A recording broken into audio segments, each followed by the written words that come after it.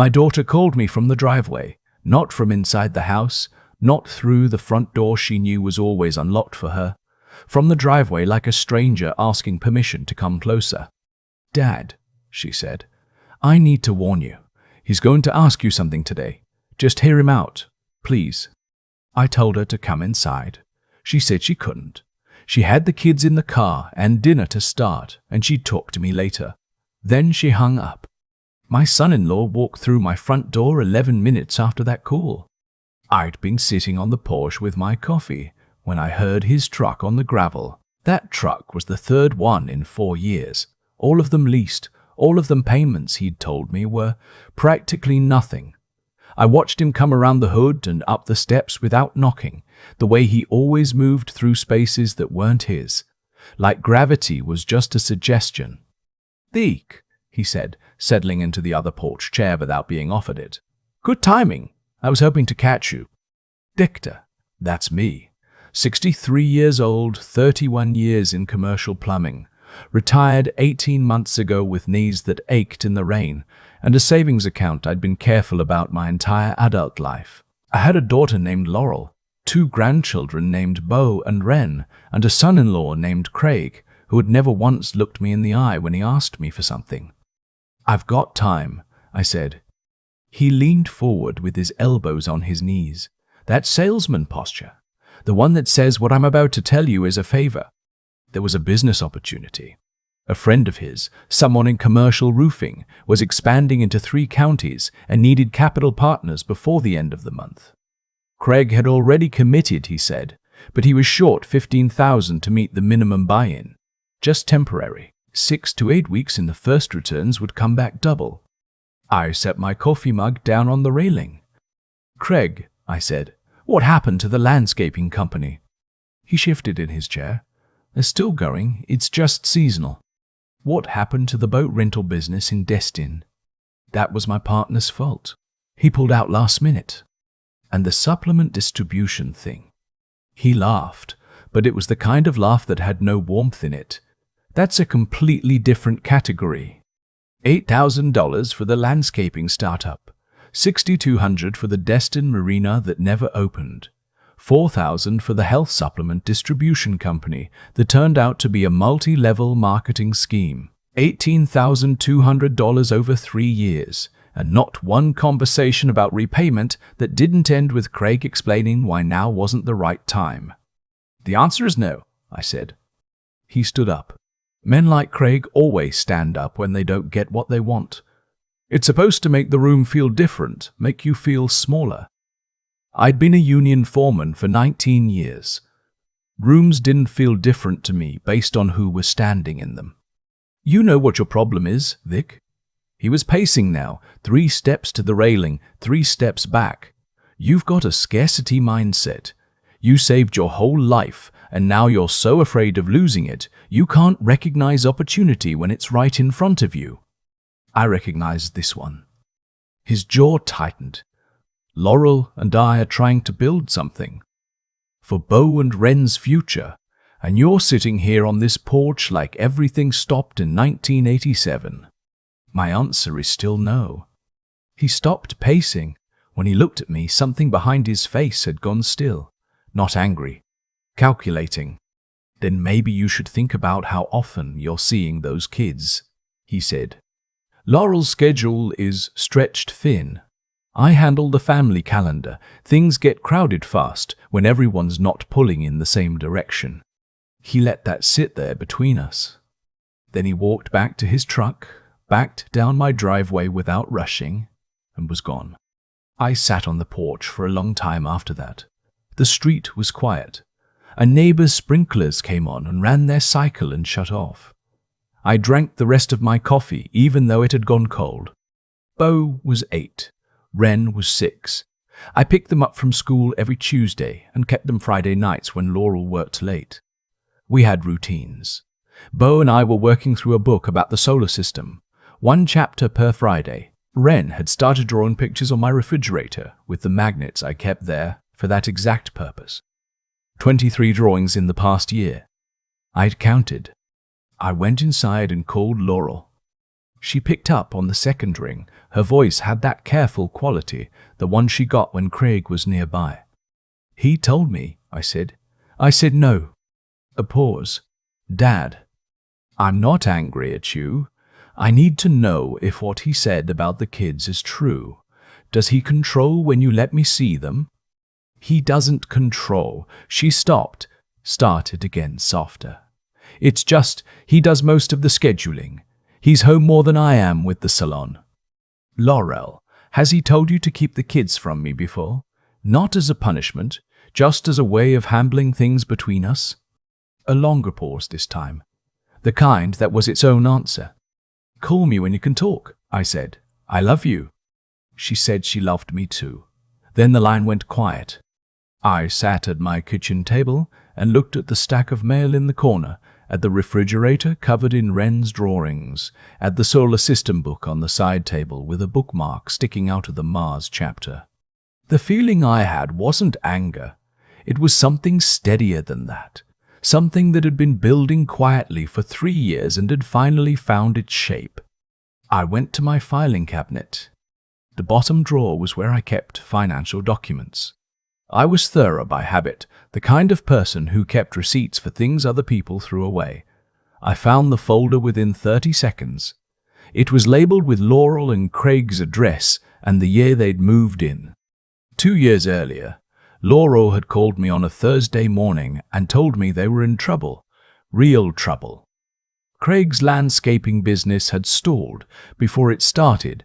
They'd burned through savings, and they were 60 days behind on their mortgage. The bank had sent a letter. If they didn't bring the account current within 30 days, foreclosure proceedings would begin. She'd been crying in a way I hadn't heard since she was a child. In the background, I could hear Wren asking for something, her small voice completely unaware of what was happening. I'd told her I'd take care of it. The reinstatement amount was $26,400. That was everything I'd put aside in a separate savings account after I'd paid off my own house. Money I planned to use for a camper, maybe some fishing trips, the kinds of things I told myself I'd do when I had time. I wired it the following morning. Craig had called me that evening. He said he'd never forget what I did, that he was going to pay me back before the year was out, that I'd see how hard he was going to work. His voice had the energy of someone who'd just been handed a lifeline and wanted me to know he was grateful. I remembered thinking, I hope so. What I had in my hand now was the document I'd almost not created. My brother had insisted on it. He was a retired bank manager, and when I told him what I was doing, he'd said quietly but firmly, structure it as a loan. Put it in writing. Get it notarized. I'd thought it felt cold to do that for my own daughter. He'd said it wasn't about trust. It was about protection for everyone involved. I'd done it. I'd driven to a notary in the strip mall near the hardware store and signed a loan agreement. The document listed the amount, the interest rate of 0% as a family courtesy, and the repayment terms $500 per month, beginning 60 days after the date of signing. Craig had signed it too. He'd hesitated at the table, reading it twice, but he'd signed it. That was 26 months ago. I'd received 0 payments. I set the document on the kitchen table and looked at it for a long time. Then I opened my laptop and searched for a family law attorney in my county. I didn't call anyone that night. I just read. I read about loan agreements and enforcement. I read about grandparent visitation rights in my state. I took notes on a yellow legal pad in the handwriting I'd used to write job estimates for 30 years. Clear, precise, nothing left out. By midnight, I knew enough to understand that what Craig had said on my porch was not just a threat. It was a pattern, and patterns could be documented. The weeks that followed felt outwardly normal. I kept picking Bo up on Tuesdays. I kept the Friday nights with both kids. Nobody changed anything yet, but I was paying attention differently now. Craig was careful. He never said directly that my access to the grandchildren was conditional on money. He didn't have to. The implication had already been stated. What he did instead was let small things slip. Beau's Friday was moved to Saturday without telling me, and when I showed up at the usual time, the house was empty.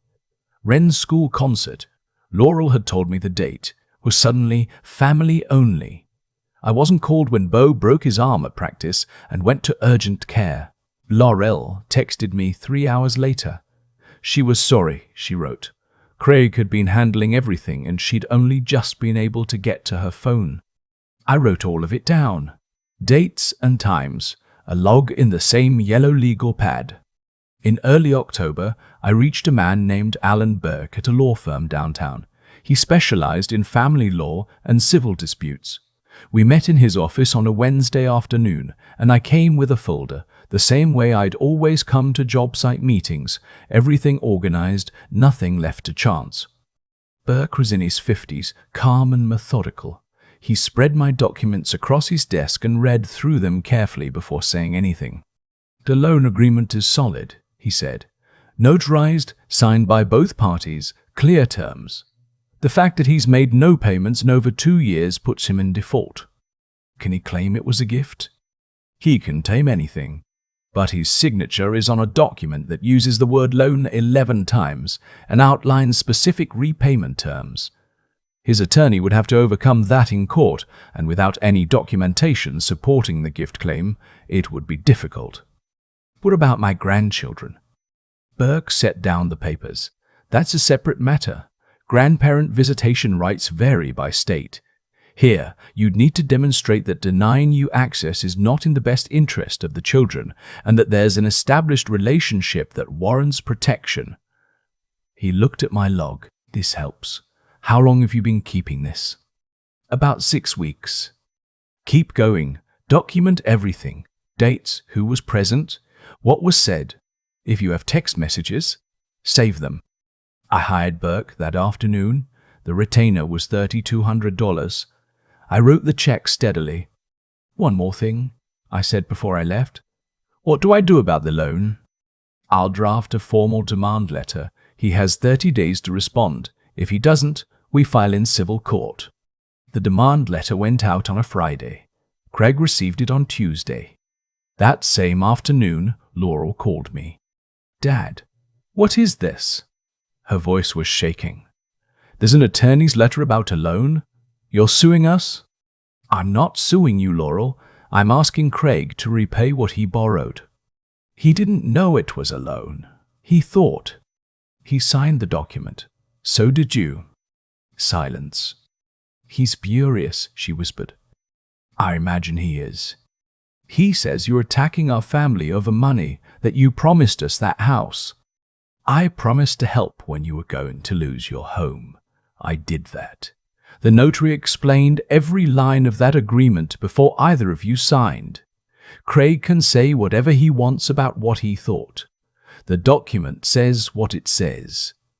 She was quiet for a moment. "Then I don't know what to do, Dad." "I know you don't. That's not your fault." I heard her exhale, long and unsteady. "He's been..." She stopped. "Take your time. He's different when things go wrong. I don't want to get into it right now. But things have been different." "My nephew is always open," I said. "For you and the kids. That doesn't change. None of this changes that." She hung up without saying more. The civil filing went in 2 weeks later. Craig counter-argued through a lawyer he'd found online, a young man who sent a letter claiming the money had been a gift given freely and without expectation of repayment, that no reasonable person would consider a family contribution during a crisis to be a formal debt. Burke called to tell me, and I could hear the mild amusement in his professional voice. His attorney cited the spirit of familial generosity. He said, "The judge is going to see a notarized loan agreement and 30 months of zero payments." "When do we go to court?" 6 weeks. I went home and sat at my kitchen table. Beau had left a drawing there on Tuesday, a planet with rings around it that he said was Saturn, but looked more like a lopsided donut. I propped it against the fruit bowl where I could see it. In those 6 weeks, Craig escalated quietly. Bo's Tuesday pickups stopped. Laurel texted me that Craig felt it was better to pause those arrangements while the legal situation was ongoing. She used those words, legal situation, in a way that made me think she was reading from something he'd given her. I added every missed visit to the log. The Friday nights became sporadic, then they stopped. When I called, Laurel answered but kept the conversation short. She sounded like someone speaking carefully in a room where someone else was listening, which I suspected was exactly what was happening. I called Burke and told him. He said it was consistent with a controlling pattern and would strengthen the visitation petition we'd been preparing. The petition was filed on a Thursday. Craig was served the following Monday. That evening, Laurel called me, and for the first time in weeks, she sounded fully herself. Not careful, not measured, just tired and real. Bo asked me today why Grandpa Victor doesn't come anymore, she said. He thought he did something wrong. The words hit somewhere in my chest that legal documents don't reach. He didn't do anything wrong, I said. You know that. I told him that. A pause. I told him Grandpa loves him, and there are some adult things happening, and it doesn't have anything to do with him. That's exactly right. Dad, her voice dropped. I found some things in Craig's email. I wasn't snooping. I was looking for a bill, and I was logged into the shared account, and I saw there are conversations with other people about the roofing company, about money he borrowed from his brother and his college roommate, about things he told me were going fine that are not going fine. I waited. He lied to me, she said, for a long time, about a lot of things. I know. I should have seen it. You were trying to hold your family together. That's what you were supposed to do.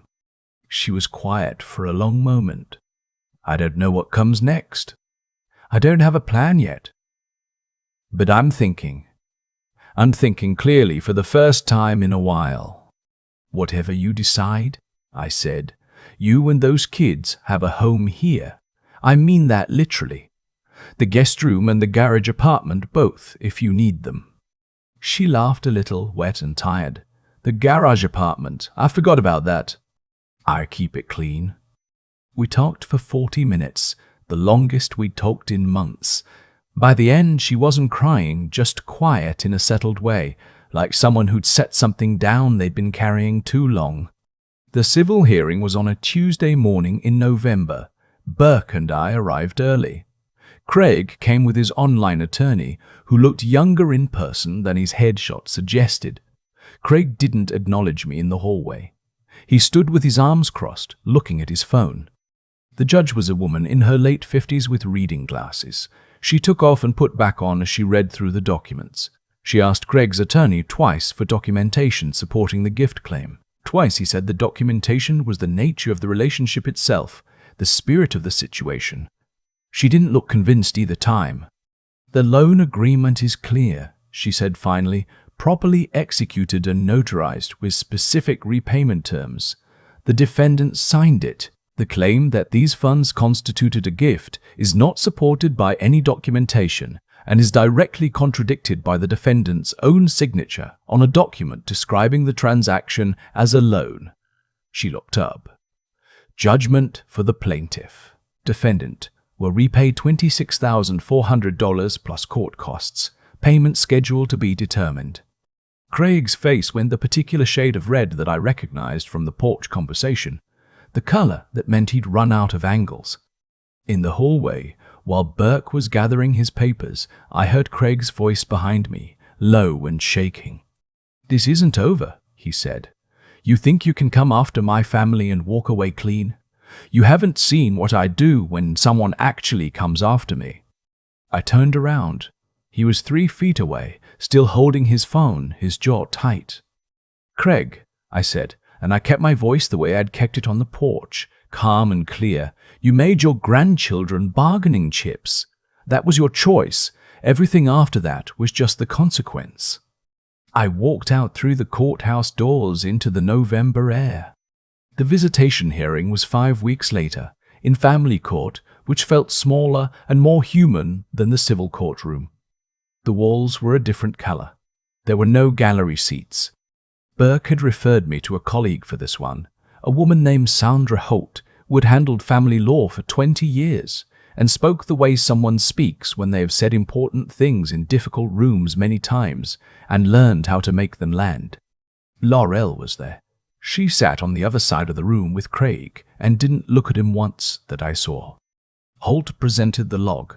Every missed Tuesday, every Friday that evaporated, the school concert, the urgent care visit I hadn't been told about. She'd also obtained, with Laurel's cooperation, a series of text messages showing Craig directing Laurel to limit my contact. Not requests, directions, given in the tone of someone who expected to be obeyed. Then she called Laurel to the stand. I watched my daughter walk to the front of the room and sit down. She looked tired in a way that had nothing to do with sleep. She folded her hands in her lap. Holt asked her simple questions. How long had Victor been involved in Bo and Ren's lives? Since the beginning. Had he ever given her reason to worry about the children's safety in his care? No. Had he ever been inappropriate with them, angry with them, anything that would explain restricting his access? No. Laurel's voice was steady. He's never been anything but good to them. He's a good grandfather. Then Holt asked, who made the decision to reduce and then stop Victor's time with the children? Laurel looked at Craig for a long moment. He was staring straight ahead. My husband did, she said. I went along with it. I shouldn't have. It was the bravest thing I'd ever seen her do. The judge granted temporary visitation that afternoon, every Saturday, 10 to 5, effective immediately. In the hallway afterward, Craig came up behind Laurel and grabbed her arm. Not violently, possessively. He said something I couldn't hear from where I stood. She pulled her arm free in the clean, deliberate way of someone who has made a decision. She walked over to me. Her eyes were red, but her voice was level. The kids are with my sister today, she said. Can I come over tonight? I need to talk to you about some things. The door's open, I said. It always is. She nodded and walked out ahead of me. I watched Craig standing in the hallway with his attorney, neither of them speaking. He was holding his phone and not using it, just holding it. Holt appeared beside me. Clean result, she said quietly. The permanent order comes in 30 days. I don't anticipate any complications given today's testimony. What about the eviction from the civil case? I asked. The payment schedule? His attorney contacted Burke yesterday. He's proposing payments of $350 a month. It'll take years, but he's out of other options. His credit is in the low 4s. They moved into an apartment in March. The truck got returned to the dealer 2 weeks ago. I thought about Craig on my porch, leaning forward with his elbows on his knees, telling me I had a scarcity mindset. I felt no satisfaction thinking about it. Just the flat, clear recognition of where choices end up when nobody holds them accountable. Except the payment plan, I said. I'll call Burke. Holt looked at me. You're sure? You could push for a lump sum, given the judgment. My daughter needs to rebuild. I'm not going to make that harder. The first Saturday came 8 days later. Bo and Ren were waiting on the front steps of Laurel's apartment building when I pulled up. Bo had his backpack. Ren had her plastic bucket she used for collecting rocks, which she'd been doing since she was 4, and which I had never once suggested she stop. They both reached the car before I'd finished opening the door. Grandpa Victor. Ren's arms were around my neck before I was fully standing. We went to the nature center last week, and there was an owl, and I wanted to tell you. Tell me everything, I said. Right now. I can't tell you everything right now. It will take too long. I'll tell you in the car. Bo was grinning in the way he had, slightly sideways, one shoulder raised. She's been practicing what she was going to say to you for 3 days. I have not. You have a list. She pulled her arm free and looked at him with tremendous dignity. It is not a list. It is organized thoughts. I laughed for the first time in what felt like a long time. Real laughter, the kind that comes before you know it's coming. We drove out to the state park, 40 minutes east. There was a trail Bo had been asking about since summer and a creek at the end of it that Wren had decided would have excellent rocks. We walked for 2 hours. Wren filled half her bucket. Bo identified 3 birds using the app on my old phone that I'd downloaded for exactly this purpose. We ate sandwiches on a bench near the trailhead, and Wren told me about the owl, which took 22 minutes and included several dramatic reenactments of the owl's face, which she demonstrated by widening her own eyes and tilting her head. On the drive home, both of them were quiet in the loose, easy way of children who've used up all their energy on good things. In the rearview mirror, I could see Bo watching the trees go by. He looked over and caught me looking. "Grandpa Victor," he said. "Yeah, buddy. Are we going to do this every Saturday?" "Every Saturday," I said. "Rain or shine." He looked back out the window, satisfied. The way kids are when they've confirmed something they already believed. I turned back to the road. There were things that were still unfinished. The permanent visitation order wasn't final yet. The loan repayments had barely started and would go on for years. Craig and Laurel were in a 1-bedroom apartment, and I didn't know what their future looked like. Only that Laurel was the one thinking clearly now, making plans, talking to me the way she used to talk to me before Craig had slowly made himself the center of every room she was in.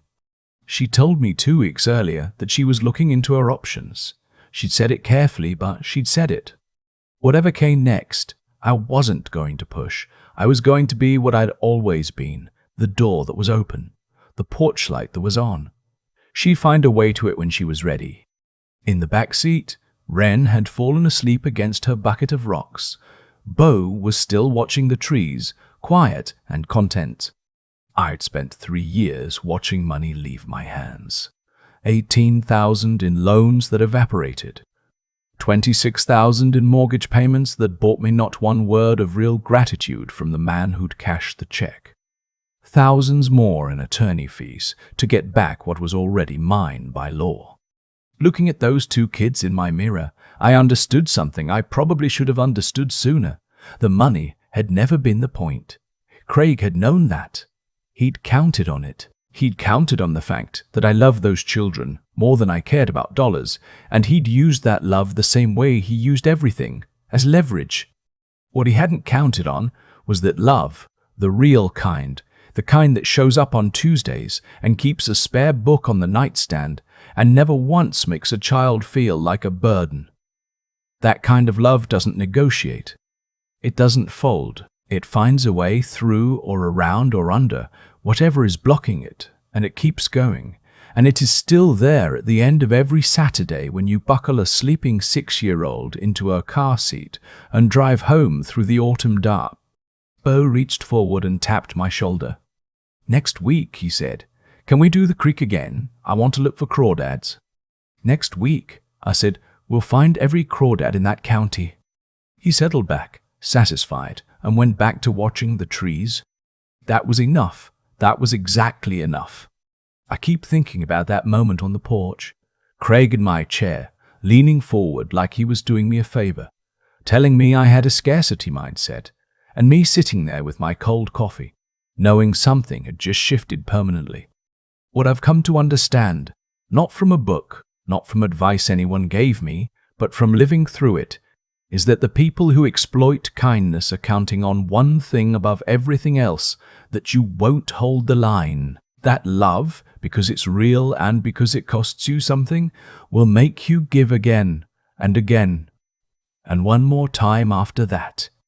Craig wasn't wrong that I loved those kids more than I cared about the money. He was wrong about what that meant. I've been asking myself whether I did right by Laurel, whether I should have said something sooner, pushed harder earlier, not waited until a man was sitting in my chair threatening to use my own grandchildren as leverage before I finally stopped writing checks and started writing things down. I don't have a clean answer for that. What I know is that when it mattered, I didn't fold. I made myself sit still long enough to think clearly instead of react. That steadiness, That decision to respond rather than just feel, that's the only thing that made any of the rest of it possible. There's something I've learned about doing the right thing. It rarely announces itself as the right thing in the moment. It just feels like the harder thing. Letting my brother talk me into that notarized loan agreement felt cold and legalistic when I was trying to help my daughter keep her home. Hiring an attorney felt aggressive when I still had some hope that Craig would come around. Every step felt like it was making things worse before it made them better. But right isn't always comfortable. Comfortable got me $18,000 in the hole, with nothing to show for it except a son-in-law who got more confident with every check. What I hope Bo and Ren take from their grandfather, someday when they're old enough to understand any of this, I hope they see that you can stand firm without becoming hard, that you can protect yourself legally and financially without losing the part of you that shows up with a packed cooler and a trail map on a Saturday morning. The two things are not opposites. Being principled and being loving are not opposites. I held the line with Craig, and I kept every promise I ever made to those kids. Both things were true at the same time. And Laurel. She's the one I think about most. What it took for her to sit in that chair at family court and tell the truth out loud when Craig was right there watching. That took more courage than anything I did. I hired attorneys and filed documents. She looked at the man she built her life around and said, plainly and clearly, "He's a good grandfather." That was the bravest thing I saw in the whole long stretch of that year. I don't know exactly where her road goes from here, but I know she's thinking clearly now. And I know where my porch is, and that the light is on. Some things take a long time to come right. You just have to make sure you're still standing when they do.